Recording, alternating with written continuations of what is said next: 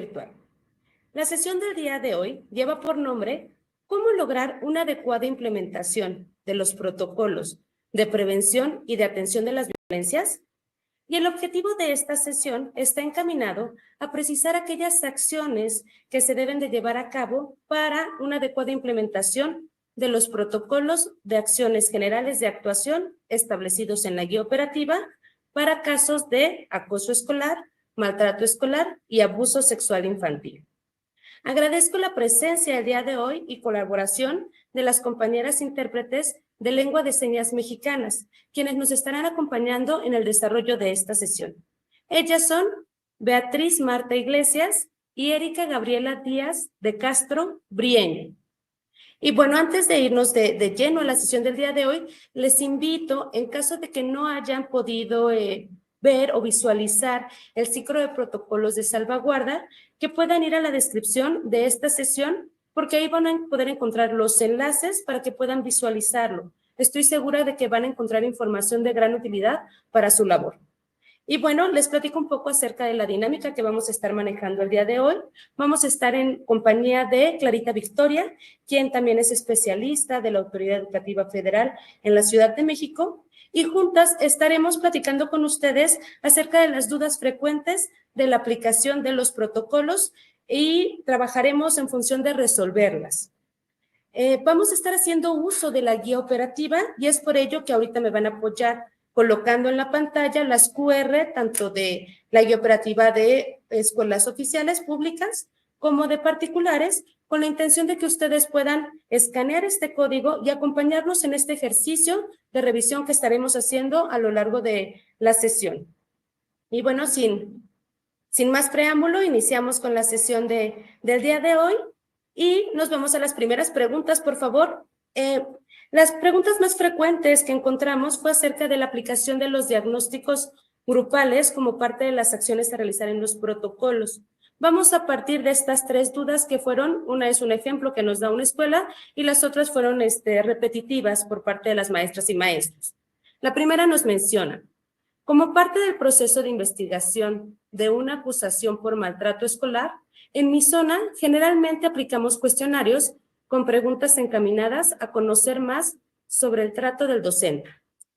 Hasta este momento hemos aplicado estos cuestionarios sin avisar previamente a los padres. La pregunta es, ¿esto constituye una falta? La siguiente pregunta menciona cómo realizar un diagnóstico grupal. Y la tercera nos menciona, ¿existen formatos para hacer los diagnósticos grupales?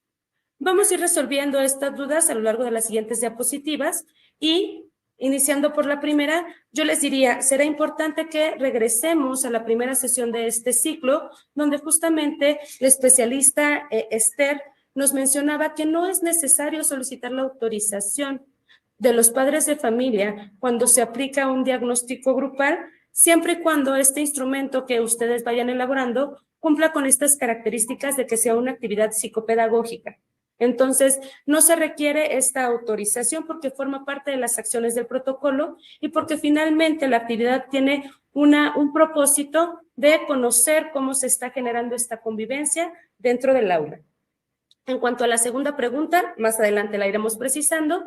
Y referente a la tercera, es común que ustedes nos pregunten si existen algunos formatos preestablecidos para la instrumentación o para instrumentar este diagnóstico grupal. Y la respuesta es no. Y esto tiene una razón de ser. Cada queja que se presenta, ya sea por maltrato o por acoso escolar, va a tener características específicas de acuerdo al nivel, de acuerdo a la comunidad, de acuerdo a las propias características del grupo donde se estén presentando estas situaciones. Es por ello que ustedes tendrán que hacer la elaboración de este instrumento para hacer el diagnóstico grupal, pero sí podemos compartir con ustedes ciertas bases que ustedes deberían de estar considerando en la elaboración de este instrumento. Y para ello les pido que me apoyen con la siguiente diapositiva, por favor. Partimos entonces de la pregunta, bueno, ¿se nos presenta una queja por maltrato o por acoso escolar? Sabemos que en ambos protocolos se establece la necesidad de realizar un trabajo diagnóstico. Y yo lo primero que les diría es, siempre regresemos a la guía operativa. En el numeral 132 de las oficiales y el 84 de particulares, se establece lo referente a los protocolos de acciones generales de actuación. En el caso de acoso escolar, en el inciso E, se precisa lo referente a la investigación que se debe de realizar, la cual consta de diferentes pasos. De forma específica, cuando se menciona diagnóstico grupal, es en el punto 1. Y si leemos con detenimiento, nos daremos cuenta cuál es la información que nosotros necesitamos recabar al hacer este ejercicio de trabajo diagnóstico. Y dice, es indispensable realizar un trabajo diagnóstico en el grupo con el fin de identificar la percepción de los alumnos respecto a la convivencia entre el alumnado, el clima áulico y las situaciones de violencia escolar. Entonces, ahí ya tenemos cuál es el fin de esta actividad, qué es lo que tenemos que estar buscando y cuál es el propósito. ¿Para qué vamos a buscar esta información? Vamos a buscar esta información para conocer si las conductas que nos refirieron en la queja corresponden efectivamente a una conducta de acoso escolar o es alguna otra de las conductas a diferenciar entre el alumnado. Teniendo eso claro, es que podemos empezar, y yo les invitaría, ahorita podemos empezar a idear ciertas preguntas que pudiéramos estar generando para poder recuperar esta información. Ahora, en cuanto a maltrato escolar, donde también se menciona, se tiene que realizar un trabajo diagnóstico, esto viene establecido en el inciso D, donde nos aborda toda la información de la investigación, y viene en el punto 2, y también nos especifica con qué fin tendríamos que estar realizando este ejercicio, y nos dice, con el fin de identificar la percepción de los alumnos respecto al trato recibido por el servidor público señalado en la queja, el clima áulico y situaciones de violencia escolar. ¿Sí? Todo esto es lo que tenemos que estar recuperando.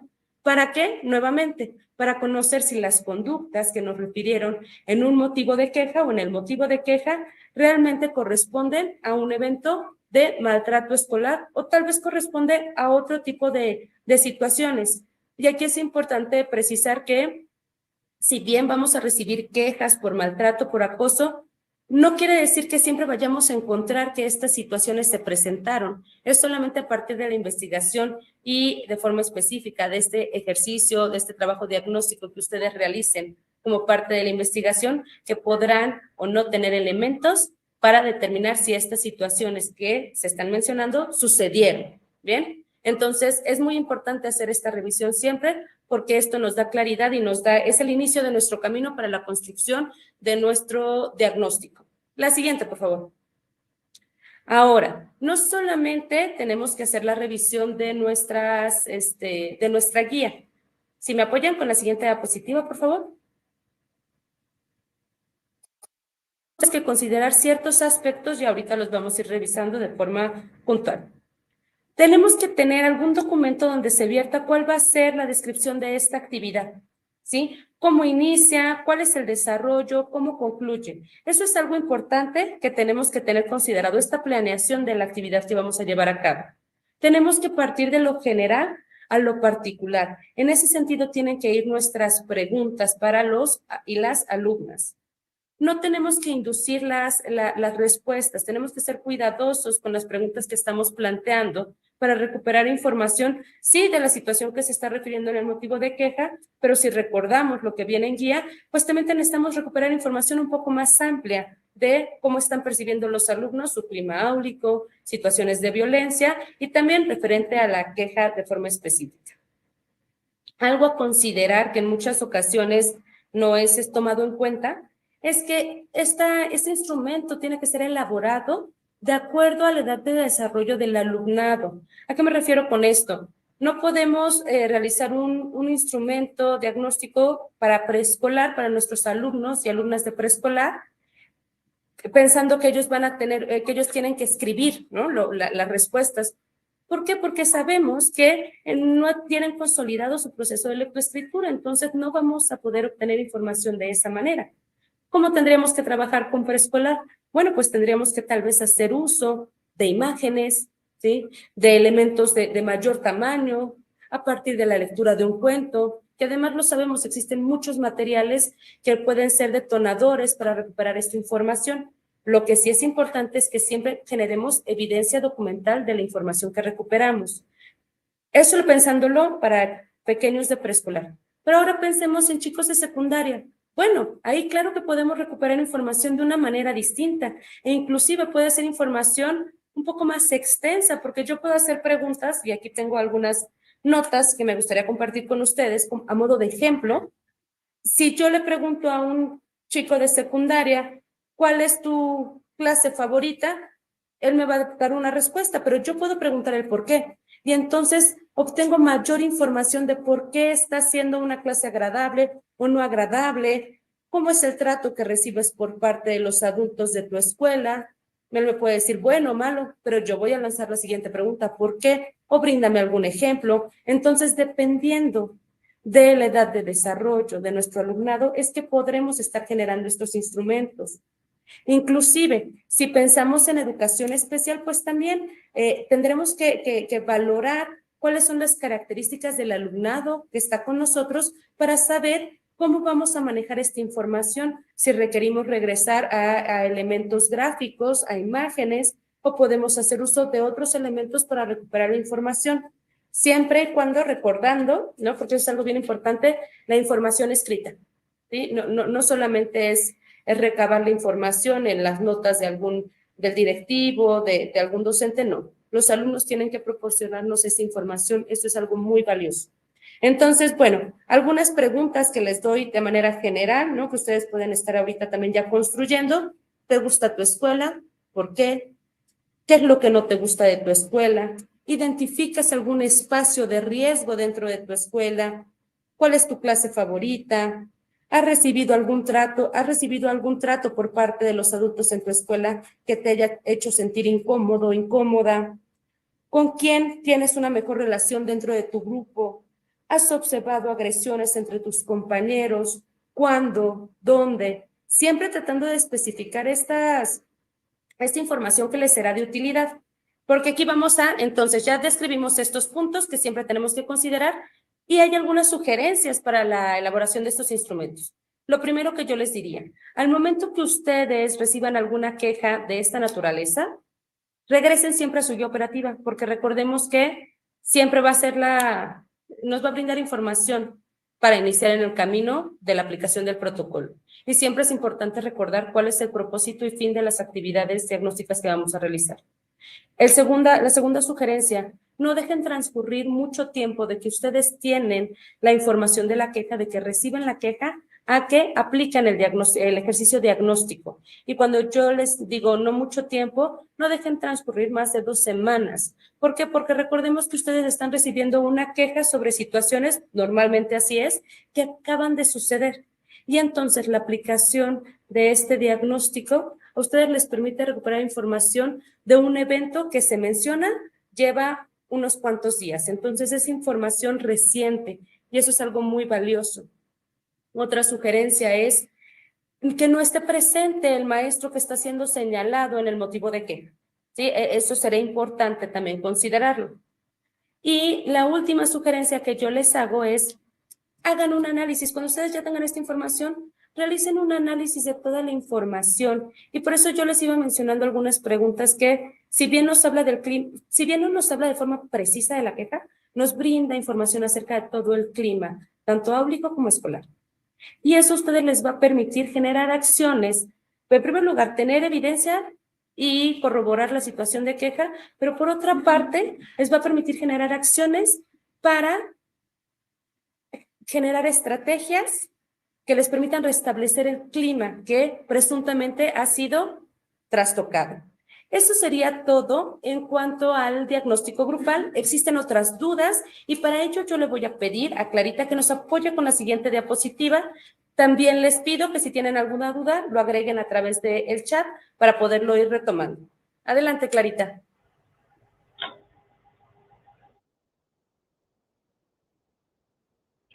Gracias, Ros. Bueno, una duda más que se estuvieron presentando de una manera constante, dice así: una mamá presenta una queja porque a su niño de 3 años lo violentó otro compañero de la misma edad y grupo en el baño. diciendo que su compañero le bajó el pantalón, el calzón y le metió el dedo, argumentando que la docente no se dio cuenta de nada. Y su pequeño refiere que él se defendió y le pegó. Y entonces, ante esta situación, nos preguntan, ¿se procede con un protocolo de acoso o de maltrato? Bien, bueno, aquí es importante que identifiquemos algo que es elemental, la edad de los niños. Si bien nos refieren, pareciera ser que tienen 3 años, entonces estamos considerando que es una etapa de preescolar. Y si bien nos remitimos a la edad de desarrollo, no pudiéramos considerar que es una conducta violenta o que el otro compañerito lo violentó. Entonces, este es un elemento súper importante que cuando se encuentran con alguna situación similar, siempre contextualicen a los padres de familia en la etapa en la que están los alumnos, y en este caso pues es una etapa preescolar, donde están en este desarrollo, conocimiento de su cuerpo, entonces no tendrían la noción de querer afectar a otros. Cuando ustedes tengan este encuentro con los padres de familia del menor afectado, es importante que ustedes puedan contextualizar esto y podérselos argumentar de una manera muy clara y precisa que se encuentra en una etapa de desarrollo, por lo tanto no cubrirían esta categoría de violentar o de abusar por la edad en la que se encuentran. Si con esta explicación que ustedes puedan darles a los padres de familia, para la familia de este menor afectado, pudiera ser suficiente, sí es importante que ustedes realicen actividades de salvaguarda. Es decir, alguna actividad que pueda, como ahorita lo acaba de mencionar Rose, que pueda dentro del ambiente poder resarcir esta situación. Entonces estamos considerando que es una etapa de preescolar, alguna actividad que vaya enfocada en este cuidado del cuerpo, como también será muy importante que puedan realizar actividades de capacitación para los padres de familia, para que tengan esta claridad de la etapa de desarrollo en la que se encuentran sus hijos. Si este primer paso no fue suficiente y los padres de familia no están conformes, entonces sí, ¿qué les podrá decir? Sí necesitamos aplicar pues, el protocolo de acoso escolar, como bien lo acaba de mencionar Rosario. Es información que a ustedes les va a arrojar porque va con la finalidad de identificar el clima áulico, cómo se están desenvolviendo los alumnos. Y con eso, después de que ustedes aplican este protocolo, tendrán la información necesaria, bien fundamentada, para que ustedes puedan argumentar a los padres de familia lo que hayan encontrado.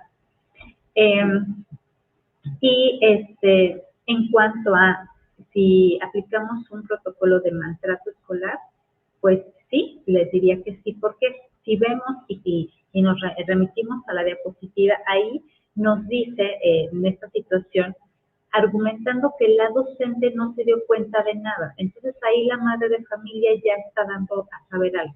Por lo tanto, sí necesitamos aplicar el protocolo de maltrato escolar para la misma finalidad. Tenemos la información suficiente para entonces poder argumentar en caso de que hayamos encontrado los elementos suficientes para decir, pues sí, a lo mejor la maestra pudo haber presentado cierta negligencia. O lo contrario. Entonces, por este hecho, sí sería importante aplicar el protocolo de maltrato. Bien, pasamos a la siguiente y otra duda más, que seguramente es muy común dentro de los espacios. Dice así, si me ayudan con la anterior, si regresamos, por favor. Y son situaciones muy cotidianas. Dice así, un alumno que violenta a los docentes, ya que entra en crisis muy seguido con acciones de llanto, gritos, expresión de palabras altisonantes, golpes, avienta materiales, muerde de forma muy agresiva y con laceraciones graves. Nos refieren aquí que hasta el día de hoy no tienen ningún diagnóstico del porqué de su comportamiento de este alumno y que de hecho todo lo tienen por escrito. Dice, la mamá no le brinda la atención solicitada para trabajar a la par en el jardín. Aquí ya nos está dando una información muy importante que es el nivel de preescolar. Y nos preguntan de esta situación, ¿cómo se le da la atención oportuna? Bien, de igual manera, es muy importante considerar lo siguiente. Si nosotros leemos con atención, pareciera ser que hay alguna situación de origen orgánico. Entonces, si es muy probable que este alumno pudiera presentar situaciones que tengan que ver con alguna situación neurológica, pues sí es importante solicitar a los padres de familia esta valoración para saber cómo podemos ayudar de la mejor manera al alumno y se pueda integrar de una manera muy óptima.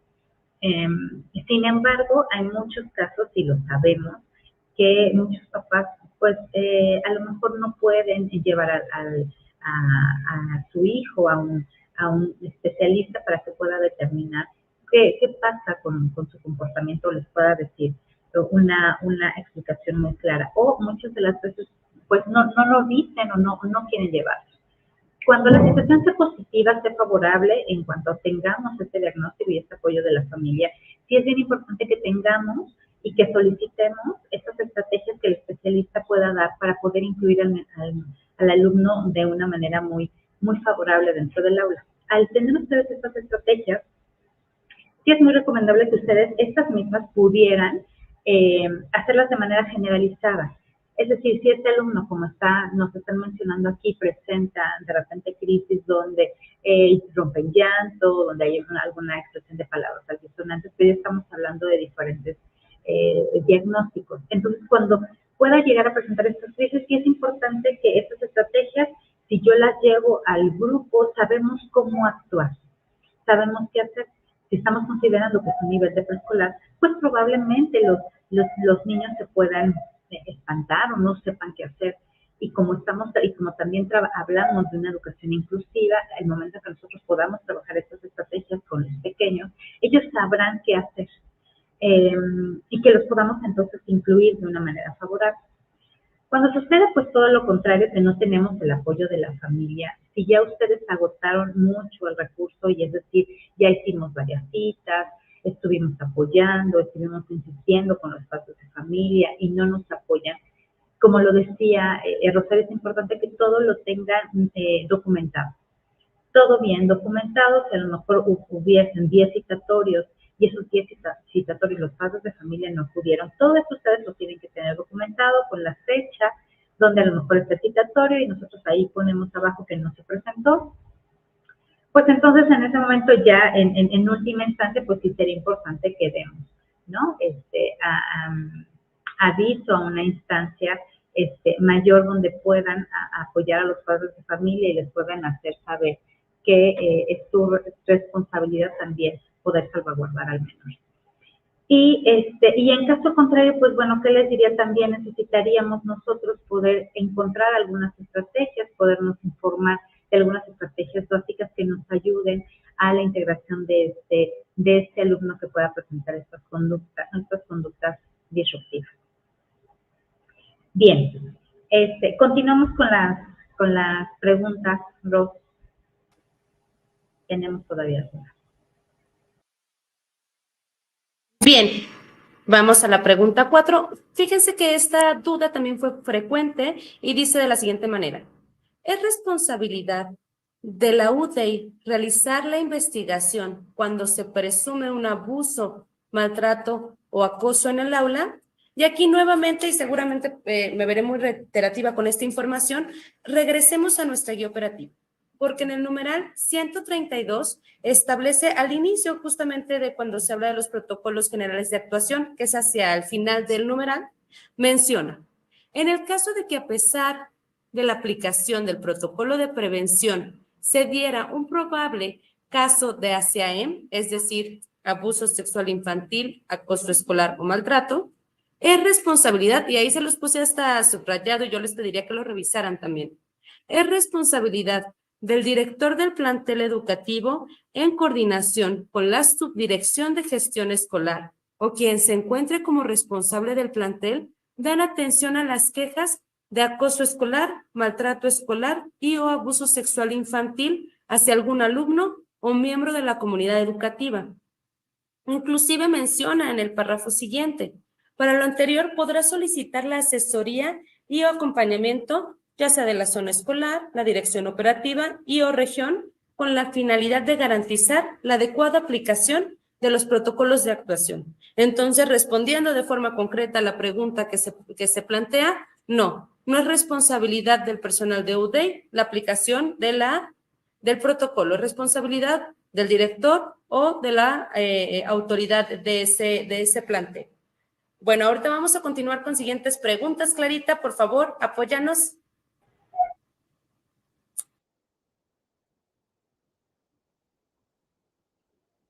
Otra duda que también se estuvo presentando y que fue muy mencionada tanto en los ciclos virtuales como el ciclo presencial que tuvimos hace unos meses, es en relación a la canalización. Y entonces nos preguntan, ¿a dónde se hace la canalización? ¿A qué especialista o institución se canaliza? Y también nos refieren, ¿cuenta la Autoridad Educativa Federal de la Ciudad de México con alguna institución o se hace a través de UDI? Bueno, los que nos acompañan el día de hoy, si asistieron a la sesión de ayer, hablamos acerca del marco para la convivencia y yo les comentaba que el marco también trae un directorio en la parte final como anexo. Y es un directorio que es actualizado, donde trae instituciones de salud mental que ustedes también pueden apoyarse.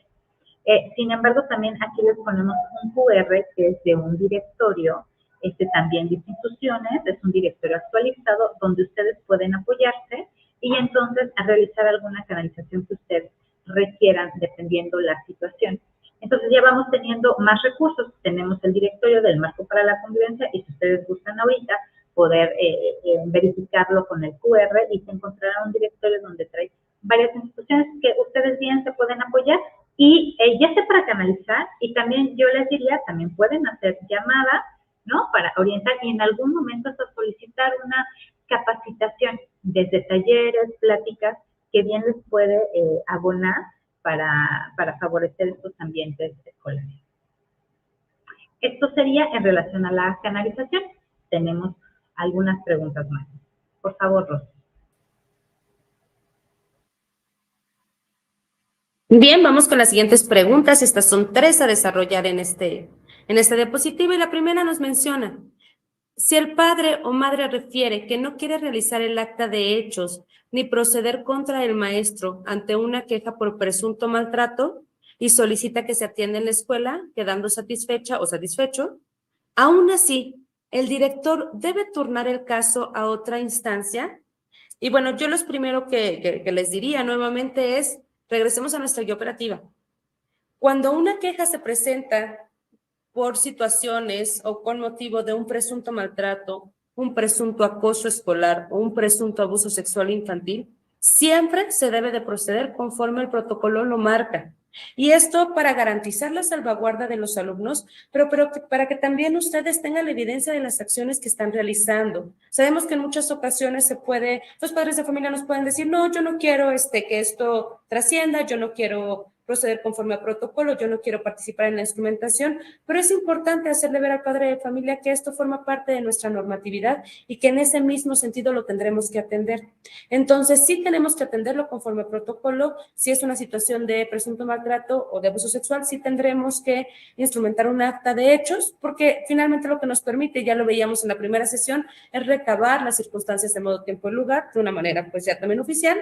Y si el padre de familia queda satisfecho con las acciones que implementé del protocolo, lo único que van a tener que hacer es remitir la información con todas las documentales que dé cuenta de las acciones realizadas a la UAMASI y en caso de que no exista una satisfacción por parte del padre de familia, de igual manera remitimos todas nuestras documentales, pero solicitando la intervención de la UAMASI. Entonces es importante siempre regresar a la guía operativa para evitar después situaciones que se vuelvan adversas para ustedes. La siguiente pregunta que nos menciona, si por la conducta inapropiada de un alumno tira líquido o comida en el salón de clases y le pides que limpie o recoja lo que tiró, la pregunta es, ¿esto es violencia? Es decir, si un alumno tira agua y yo le pido que pueda, tal vez le doy un trapo, le pido que pueda hacer la limpieza. Yo les diría, todo depende de cómo estamos dando esta indicación, ¿no? Hay veces que la violencia toma formas muy sutiles, ¿no? En manifestarse, pero también es importante saber que no todo lo que se presenta es violencia. Entonces, ¿qué les diría yo aquí? Sean muy cuidadosos de cómo estamos manejando la información. Por yo pedirle a un alumno que recoja, tal vez algo se cayó y yo pedirle, oye, Juan, recoge lo que tiraste. No, claro que no estoy teniendo una conducta de violencia. Pero si de pronto se caen las cosas o se tiran las cosas, Juan, y yo digo, ay, Juan, otra vez tú estás haciendo esto, o si no recoges, no vas a salir a tu hora de recreo, bueno, ya es un tono diferente, ¿no? Y creo que sí es algo que se puede identificar. Y finalmente, la última de este bloque nos menciona, si hay una queja por maltrato de una maestra de grupo y por omisión de la directora al no seguir el protocolo, ¿quién debe de hacer la investigación y levantar el acta de hechos? Y fíjense lo importante y cómo esta pregunta la pudiéramos incluso relacionar con la primera que vimos en este momento. Podemos llegar a ser omisos o podemos llegar a ser negligentes como directivos si no llevamos a cabo la aplicación del protocolo. Y bueno, cuando esto sucede, cuando las figuras directivas también están siendo señaladas por algún tipo de violencia, quien tendría que estar haciendo la aplicación del protocolo es la autoridad inmediata superior, que en este caso pues hablaríamos de la supervisora o supervisor. Con esto terminamos este bloque. Vamos con Clarita, que tiene algunas otras dudas frecuentes. Adelante, Clarita.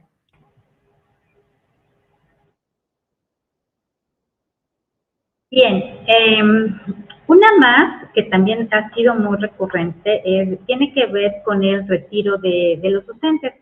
Y fíjense, de esta situación nos mencionan. Cuando el docente o trabajador lo retiran del plantel por una investigación, estos van a la zona escolar. Mi pregunta es, si es un presunto abuso sexual, ¿por qué está en la zona donde también hay niños? ¿No se están vulnerando? ¿Quién se hace responsable si pasa algo con un menor de esta escuela? Bien, bueno, aquí es importante que consideremos y que tengamos en cuenta algo muy importante. Nos tendríamos que remitir a la guía operativa en el numeral 132 de escuelas públicas y el numeral 84 de escuelas particulares. En el inciso D nos refiere ahí la información muy clara y el primer punto dice informar al trabajador sobre la queja en su contra. Y lo que tenemos que tener claridad en primera instancia es que el retiro de manera inmediata lo hace el director, en este caso, o la autoridad escolar que se encuentre, o que funja como autoridad. Y lo tiene que hacer de manera inmediata en el momento en que se entera de la queja. Y lo tiene que hacer por escrito, como ahí bien lo dice, fundamentado y bien motivado. Y la persona encargada de hacer esta reubicación de este docente que está implicado, como lo dice en el punto 3, es la dirección operativa o la región. Son los encargados y son a quienes les corresponde esta reubicación. En el momento en que se reubican en algún lugar donde hayan designado, también es responsabilidad de esa persona que está a cargo de ese lugar, pues que el docente no esté en contacto con otros menores. Entonces, si se dan cuenta, son dos puntos muy importantes que tenemos que tener claridad, que el primero es el director, es quien retira, ¿no?, por la autoridad escolar en este momento, y ya los responsables de esa reubicación es la dirección operativa y ya a su vez la autoridad de este lugar en donde sea reubicado de supervisar que este docente pues no esté en contacto con ningún alumno. Dentro de este numeral, fíjense que es muy importante considerarlo porque hay veces que lo podemos omitir. Y en la parte de abajo dice que en los casos en que el trabajador, el presunto responsable, labore en 2 o más centros, también necesitamos notificar. Entonces, si yo sé que este servidor público que está implicado trabaja en otra escuela, tiene doble turno, necesitamos hacer reconocimiento a esa escuela la situación del docente. Entonces, son puntos muy específicos que necesitamos tener muy presentes para este tipo de situaciones. Bien, continuamos. ¿Tenemos un poco de más dudas? Adelante, Rosa. Gracias, Clarita. Pues vamos a la siguiente diapositiva. Y esta diapositiva ya no es de dudas, ya tenemos ahorita, ya cubrimos las dudas que teníamos consideradas del ciclo pasado. Yo les invitaría nuevamente a si ha surgido alguna duda de la información que han ido recibiendo o tal vez de las sesiones anteriores, que puedan hacérnosla llegar a través de los comentarios para poder dar respuesta a sus dudas. Ahorita nos vamos con una serie de recomendaciones que nos gustaría compartir con ustedes, tanto para la prevención de las violencias como para la atención de las mismas, y que pudieran ser tal vez acciones que ustedes puedan incorporar a su día a día dentro de las escuelas. La primera es dar lectura y analizar los documentos jurídico-normativos. Me parece que en en estos ciclos que hemos realizado, se ha dado especial importancia a conocer estos documentos jurídico-normativos. Y yo les invitaría a que se dieran un tiempo y que dieran un análisis y una revisión de estos documentos. Pudiera ser en la Junta de Consejo Técnico siguiente, que se diera un espacio para que ustedes puedan compartir esta información que han ido analizando, descubriendo también a lo largo de estas sesiones. Es importante que ustedes tengan claridad de todas estas leyes y de las normas, incluso de las normas internas de la Autoridad Educativa Federal. La segunda recomendación es que generen evidencia documental de las acciones y estrategias encaminadas a la prevención. Yo estoy segura que día a día ustedes van generando acciones encaminadas a la prevención de las violencias. Y también estoy segura de que son muchas, pero en muchas ocasiones no sistematizamos esta información de lo que vamos realizando y entonces no tenemos esta evidencia documental. Yo les invitaría a generar una carpeta de prevención en las aulas como colegiado y que además de esto se lo hagan saber a los padres de familia.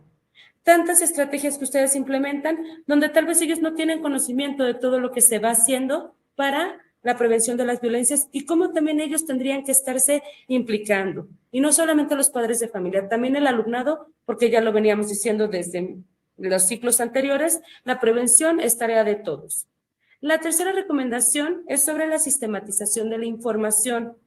¿A qué me refiero con esto? Es importante que ustedes puedan, cualquier situación que reporten, sobre alguna conducta, sobre alguna situación que se presente en el aula, que siempre puedan registrarlo. A veces, porque nos es más sencillo comunicarlo solamente de manera verbal, y es lo que hacemos, pero debemos de volver a la cultura de lo escrito, porque esto nos permitirá tener siempre todas estas evidencias de nuestro trabajo, y eso es importante. Entonces, la invitación es sistematicen toda la información. Y esto nos lleva a la siguiente recomendación, que es oficializar todos aquellos formatos que se implementen en la atención o el seguimiento. Entonces, si vamos a sistematizar que estos documentos o que estos formatos donde estoy sistematizando esta información sean oficiales, que cuenten con fecha, que cuenten con que estén foliados, que cuenten con el logo de la escuela, con un sello oficial, que tengan la firma de los participantes. Y esto sería importante que fuera en colegiado, que en colegiado generaran estos formatos de uso interno de la escuela para que todos vayan encaminando justamente pues estas acciones hacia la prevención. Y una sugerencia más, pues es que vayan a ver los ciclos virtuales pasados y si no tuvieron oportunidad de acompañarlos en los dos anteriores, en las dos sesiones anteriores de este ciclo, bueno, pues que puedan también mirarlos para que tengan como todo este panorama completo de los temas que estuvimos realizando. Eso sería todo en cuanto a las recomendaciones, Clarita.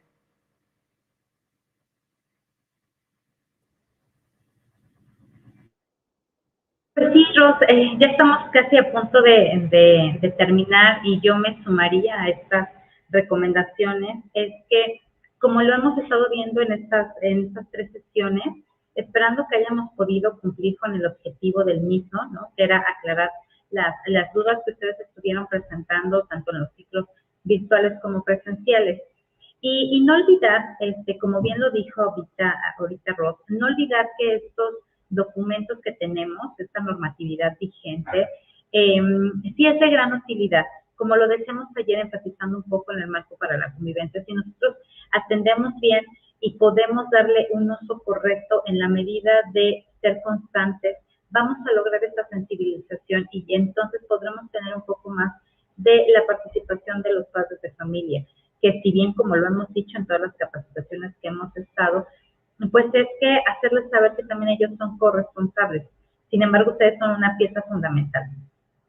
Entonces, en la medida que ustedes puedan llevar a cabo estas recomendaciones, que vayan viendo estas estrategias que a lo mejor entre justo, como lo decía Rosario, compartimos en colegiado lo que a mí me ha funcionado y podamos ir reforzando, creo que podamos ir favoreciendo estos ambientes escolares pacíficos, democráticos, donde esta convivencia pues sea, siga siendo, porque pues, sí lo hay, siga siendo sana, siga siendo agradable para las niñas, niños y adolescentes.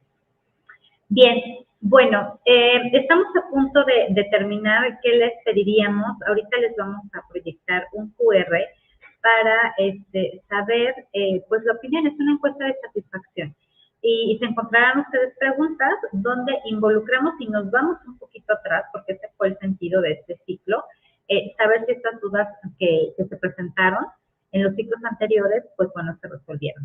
Entonces les pediríamos que los que se encuentran aquí presentes, si estuvieron asistiendo a estas 3 sesiones, pudieran escanear este QR y darnos sus respuestas en la encuesta.